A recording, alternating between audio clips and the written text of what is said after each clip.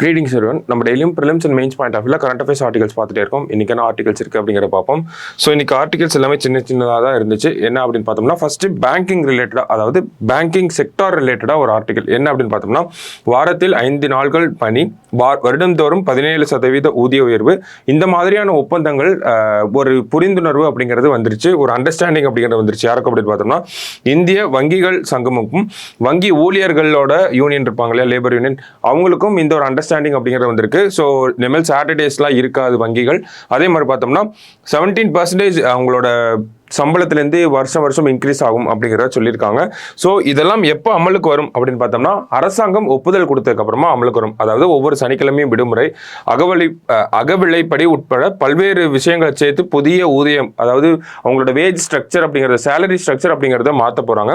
அடுத்தது மருத்துவர்களோட கடிதம் இல்லாமலே பெண்கள் ஒரு மாதத்தில் ஒரு தடவை லீவ் எடுத்துக்கலாம். இந்த மாதிரியான ரெகுலேஷன்ஸ்லாம் அரசாங்கம் ஒப்புதல் தெரிவித்ததுக்கு அப்புறமா நடைமுறைக்கு வரும் அப்படிங்கிறத இந்த ஒரு மீட்டிங் முடிஞ்சோடனே சொல்லியிருப்பாங்க. சரிங்களா? ஸோ புதுமையான விஷயங்கள் சொல்லியிருக்காங்க. அரசாங்கம் சொன்னதுக்கு அப்புறம் தான் இது நடைமுறைக்கு வரும். ஓகேவா?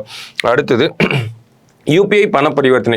அண்டை நாடான நேபாளத்தில் வணிகங்களுக்கு இனி யூபிஐ வாயிலாக பணம் செலுத்தும் வசதியை பயன்படுத்திக் கொள்ளலாம் என தேசிய பணப்பட்டுவாடா நிறுவனம், அதாவது National Payments Corporation of India, அவங்க வந்து இந்த ஒரு செய்தி குறிப்பை வந்து சொல்லியிருக்காங்க. என்ன சொல்லியிருக்காங்க அப்படின்னு பார்த்தோம்னா நேபாளில் யூபிஐ அக்செப்ட் பண்ணிக்க போறாங்க அப்படிங்கிறத சொல்லியிருக்காங்க. ஓகேங்களா? சமீபத்தில் பார்த்தோம்னா நிறைய நாடுகள் வந்திருக்கு. ஸோ ஃபர்ஸ்ட் பார்த்தோம்னா பாரிஸில் ஈஃபில் டவரில் வச்சு சொல்லியிருப்பாங்க. அடுத்தது ஸ்ரீலங்கா, மொரீஷியஸில் யூபிஐ வந்துச்சு. அதுக்கப்புறம் பார்த்தோம்னா அபுதாபிலையும் யூபிஐ கொண்டு வரதுக்கான திட்டங்கள் நம்ம பிரதமர் போயிருந்தப்ப ஆரம்பிக்கப்பட்டிருந்துச்சு. அதுக்கு அடுத்தபடி பார்த்தோம்னா நம்ம அண்டை நாடான நேபாள், இந்தியாவோட அண்டை நாடுகளிலே பார்க்குறப்ப ஃபர்ஸ்ட் ஸ்ரீலங்காவும் அடுத்து நேபாளும் உள்ள வராங்க யூபிஐ டிரான்சாக்ஷனுக்குள்ள. சரிங்களா? ஸோ என்பிசிஐ இதுக்கான அக்ரிமெண்ட்டை வந்து போன வருஷம் செப்டம்பர் மாதம் வந்து போட்டிருப்பாங்க. சரிங்களா? ஸோ அதான் இந்த இடத்துல கொடுத்துருப்பாங்க. போன வருஷம் செப்டம்பர் மாதம் இந்தியாவோட யூபிஐக்கும், அதாவது என்பிசிஐ அந்த தேசிய பணப்பட்டுவாடா நிறுவனம் இருக்காங்க இல்லையா, National Payments Corporation of India, அவங்களுக்கும் நேபாளோட அரசாங்கத்துக்கும் இடையே ஒரு ஒப்பந்தம் அப்படிங்கிறது கையெழுத்தாயிருக்கும். அதன் அடிப்படையில் இப்போ முதற்கட்டமாக இந்த ஒரு யூபிஐ டிரான்சாக்ஷன் அப்படிங்கிறது நேற்று அறிமுகப்படுத்தப்பட்டிருக்கு. சரிங்களா? ஸோ இது ஒரு முக்கியமான செய்தியாக பார்க்குறோம். அடுத்தது பார்த்தோம்னா இந்தியாவில் முதல் முறையாக மாநில அரசின் ஓடிடி தளம். ஓடிடினா நமக்கு தெரியும் நெட்ஃப்ளிக்ஸ், அமேசான் பிரைம், இந்த மாதிரியான தளங்களை தான் நம்ம ஓடிடி தளம் அப்படிங்கிறத சொல்கிறோம். சரிங்களா? ஸோ அதன் அடிப்படையில் நாட்டில் முதல் முறையாக மாநில அரசே நிர்வகிக்கும் ஓடிடி தளத்தை கேரள முதல்வர் தொடங்கி வைத்தார். கேரளாவில் முதல்ல வந்திருக்கு. இம்பார்ட்டன்டான விஷயம். சரிங்களா?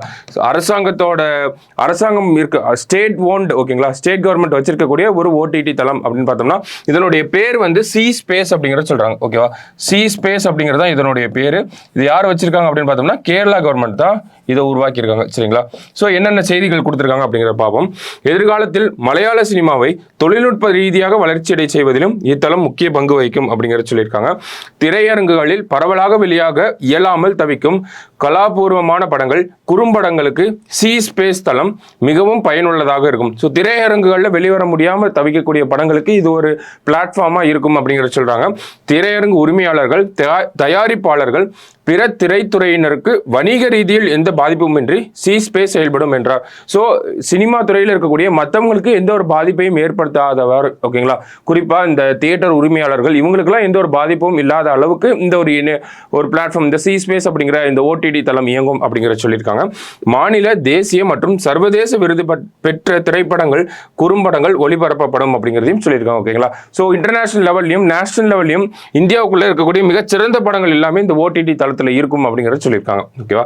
சி ஸ்பேஸ் ஓடிடி தளத்தில் ஒளிபரப்பாகும் திரைப்படங்களை தேர்ந்தெடுக்க 60 பேர் கொண்ட துறைசார் வல்லுநர் குழு அமைக்கப்பட்டுள்ளது. ஸோ இதுல என்னென்ன படம்லாம் இருக்கணும் அப்படிங்கிறத முடிவு பண்றதுக்கே ஒரு 60 பேர் கொண்ட குழு அப்படிங்கிறத வச்சிருக்காங்க.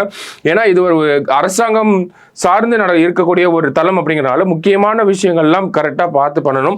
ஸோ அதுக்காக தான் 60 பேர் கொண்ட குழு அப்படிங்கிறத வச்சிருக்காங்க. சரிங்களா? முதல் கட்ட ஒளிபரப்பிற்காக 42 படங்கள் தேர்வு செய்யப்பட்டிருக்கு அப்படிங்கிறது சொல்றாங்க. ஸோ ஒரு மூவி பார்க்கணும் அப்படின்னா இந்த ஓடிடி தளத்தில் 75 ரூபாய் பே பண்ணணும் அப்படிங்கிறது சொல்றாங்க. குறும்படங்களுக்கு அதோட கம்மியான கட்டணம் வசூலிக்கப்படும் அப்படிங்கிறதையும் சொல்லியிருக்காங்க. ஸோ நமக்கு எக்ஸாம் பாயிண்ட் ஆஃப் வியூல தெரிஞ்சுக்க வேண்டிய விஷயம், சி ஸ்பேஸ் அப்படிங்கிற ஒரு ஓடிடி தளம் எந்த ஸ்டேட் கவர்மெண்ட் கொண்டு வந்திருக்காங்க அப்படிங்கிறத கேட்பாங்க. கேரளா ஸ்டேட் கவர்மெண்ட் தான் இதை கொண்டு வந்திருக்காங்க. சரிங்களா? சி ஸ்பேஸ்னா என்ன அப்படின்னு கூட கேட்கலாம். அது ஒரு ஓடிடி பிளாட்ஃபார்ம், அவ்வளவுதான். சரிங்களா? ஸோ இதெல்லாம் நம்ம எக்ஸாம் பாயிண்ட் ஆஃப் வியூல, பிரிலிம்ஸ் பாயிண்ட் ஆஃப் வியூல தெரிஞ்சுக்கிறோம். ஓகேவா? ஸோ இன்னைக்கு நியூஸ் பேப்பர்னு அப்படின்னு பார்க்குறப்போ ஒரு 3-4 செய்திகள் தான் இம்பார்ட்டண்ட்டாக இருந்துச்சு. நம்ம முக்கியமான 3 செய்திகளை பார்த்துருக்கோம். ஸோ நாளைக்கு டிஎன்ஏல மீட் பண்ணலாம். தேங்க்யூ.